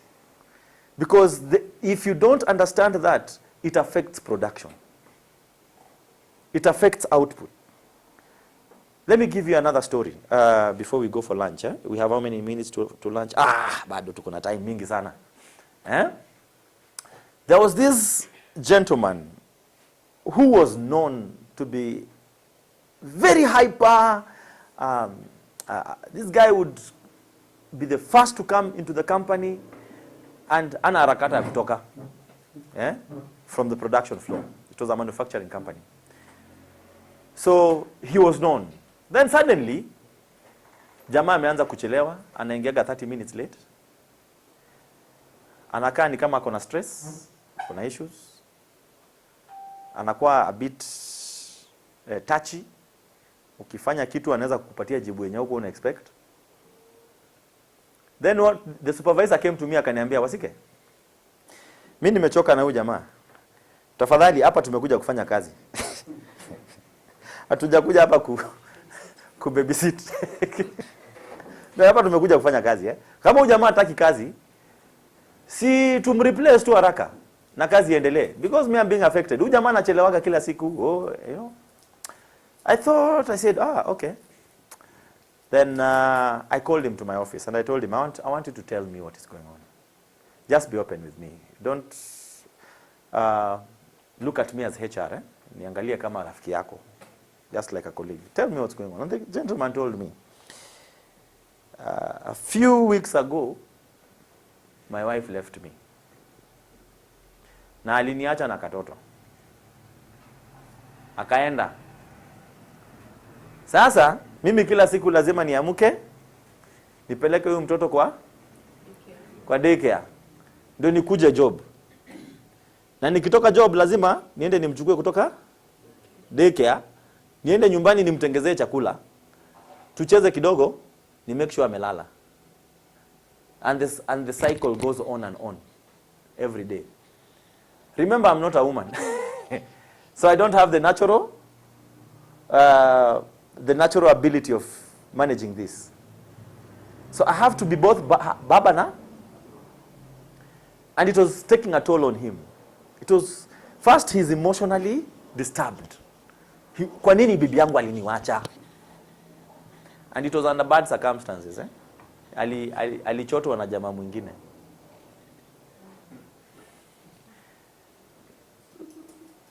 So this guy was going through a lot of torture in himself. Anajua ni fulani ndiye alichukua bibi yangu. So I had to cancel him. And I told the supervisor, we are not firing this guy in his condition right now. He is productive, he just needs to be helped. I advised him, I told him, can you find a sister? Can you find someone from your family who can live with you maybe for a few months? Ama mpeleke kwa mama nyumbani. Na ukwange unatuma pesa. Mtoto ashughulikiwe. Akasema, na kwa nini sikuwa nafikiria hivyo? When you're in trouble, you don't think. And especially if like a man, if you don't talk, you don't get advice. Akaniuliza, can I get 3 days leave? Nimaliza hii maneno mara moja. nitakuwa nimekuambia nimefanya nini. So he thought quickly, he took the baby to his mother country. Kamwambia, wacha nifanye kazi, tatumaga pesa, Mungu akinijalia baby mwingine, nitakuja nimchukue. But I will be doing my role as a father. 2 weeks later, the guy was back to himself. He was happy. He was excited. Na alikuwa anakuja kwa ofisi ananiambia, bwana HR, kama si wewe, haki mimi nilikuwa nimeisha kwa hii kampuni. You get? Sometimes take time to know what each other is going through. Take time. Sindio? Communication. And that's, I put it in that color for a reason. Because it either makes or breaks a company. There are people who don't even know how to write emails bana. Siku hizi kuna vile watu wanaandikanga hi. Unajua vile hiyo hi inaandikwa? HAE. Mimi sijui hiyo ni shule gani inafundisha HAE. Ama kuna wale wanaandika XOXO. Sasa. Hata Kithinja anajaribu kuelewa hii kitu. There's a day someone wrote a message, I don't know kama alikuwa amelewa, hiyo message ikaenda ikaangukia mkubwa yake. Na unajua ni SMS. Sio WhatsApp unaweza kudelete. Ikienda imeenda. Hata ufanye nini? Haitarudi. He had to call the next day and say, Aki, I'm sorry. Hiyo message haikuwa yako. I think nilikuwa nakufikiria ndio nikatuma hiyo message kwako, but ilikuwa inaenda kwa mtu fulani. And it was not a very nice message. You get? Our mode of communication is very important. If we adopt wrong communication methods, then we can even lose business. Correct? We can even lose business because of how. Communication is not what you say. It is how you say it. Umenielewa? For example, I can tell you, please come, Mercy. I want to speak to you. Or I can say, Mercy, uko wapi? Hebu kuja hapa. I said, come, bring your mask here.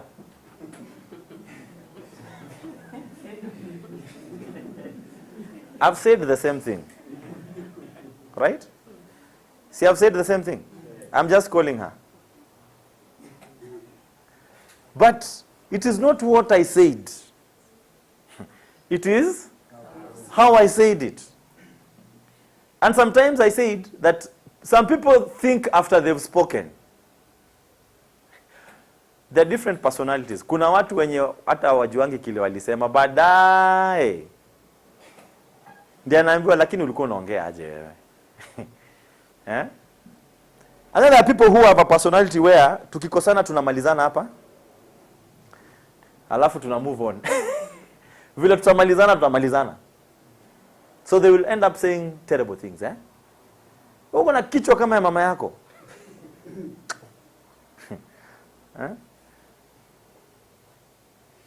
We must manage our tongue, our communication. We must manage the how, not the what. Because people don't remember what you said.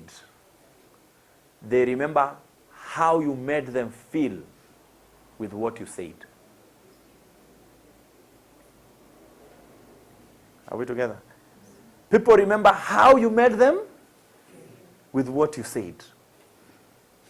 I used to have a boss who would call you in the office. She doesn't shout. But she tells you things that by the time you go back to your desk, you're wondering, hey, but why did I come to the office today? It was a personality thing, apparently. We have to manage ourselves, especially when we are working in a professional environment, where we are working together and have dependabilities. Unajua watu saa wengine wanakozana mpaka hawawezi ongeleshana. Mtu wa accounts na finance, au mtu wa finance na procurement hawaongeleshani. Vitu zinaharibika my friend. Things go wrong. Mtu wa supply chain na finance hawaongeleshani. Things go wrong. Are we together? The demographics and workplace environment. And demographics, I talked about the age difference sometimes. And the nature of the environment. Personalities, I've already mentioned that, and organizational culture. Let me ask you, what is your organizational culture? I know Githinji will tell us last, but what is your organizational, maybe ataniambia kitu ingine hapo interesting. What is your organizational culture according to what you?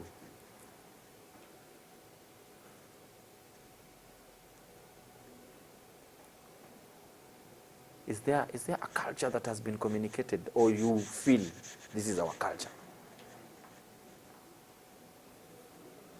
Don't overthink. It's a very simple thing. How do you feel when you come to work?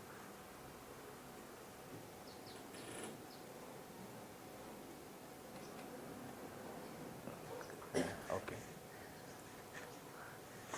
Mtu wangu uko nyuma. What do you feel is the culture of Lued?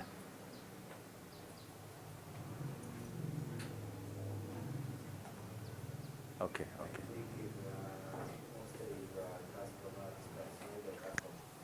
Okay, so it's customer focused. That's nice. At least there's something. And it's actually attached to your vision. It's customer oriented. What is the organizational culture? Knows it, lives it, dreams it. You remember Coca-Cola used to say, do what? Drink Coca-Cola, sleep Coca-Cola. Do you know the budget, the marketing budget for Coca-Cola? Do you know how much they spend? Coca-Cola's marketing budget is between 30 and 35% of their revenue.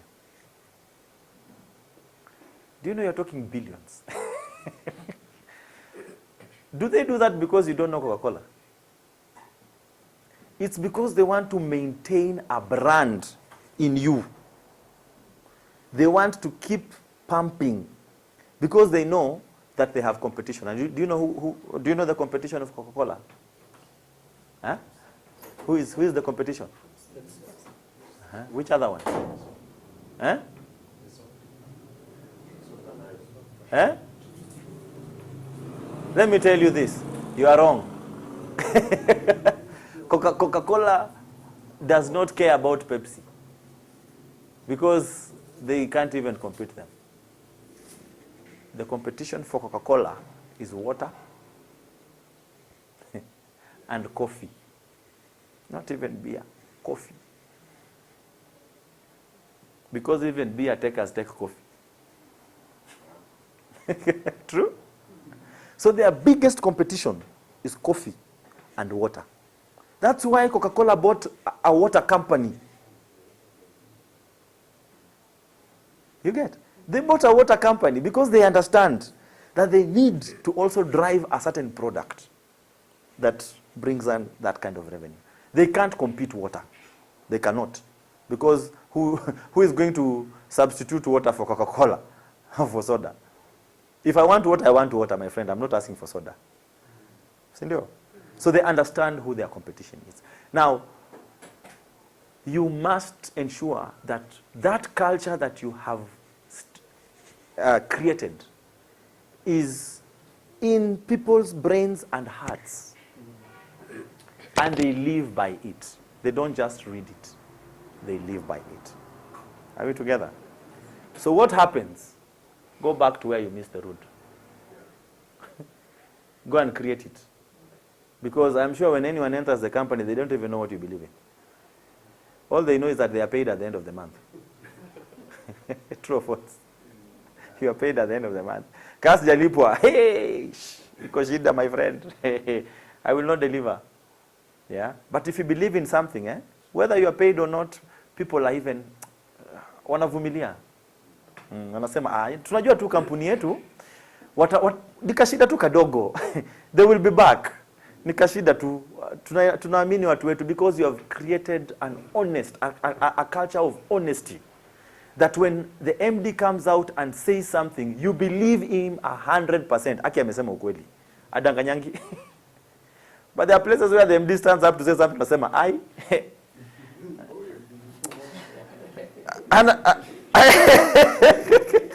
to enjoy tu. Tunajua tu. Amezoea kusema hivyo. Alisema hivyo last year. Oh, the company has been doing badly. We are struggling with COVID. There's a company, finally, before we go for lunch, there's a company which the MD, the CEO came and told the staff, we all understand that COVID has come and has affected the whole world, and things are bad, and things are not going very well. But the employees, 2 weeks later, saw the MD change one V8 to another V8. And yet there is, and the company is doing, and salaries are. Do you believe the CEO? Angeficha white hata. Hata kama ananunua angeweka mahali. Aendelee kutumia ile. Watu waendelee kuamini. You get? It is creating a culture that people believe in. That you are honest. Integrity is a good virtue. It's a good value. But it must be lived. So that when you come out to say something, when you come out to communicate something, people don't question it. They don't question it because they know that in our company, atudanganyangi. Hivi tu ndio kuko na ndio vile kuko. And they will defend you to the end.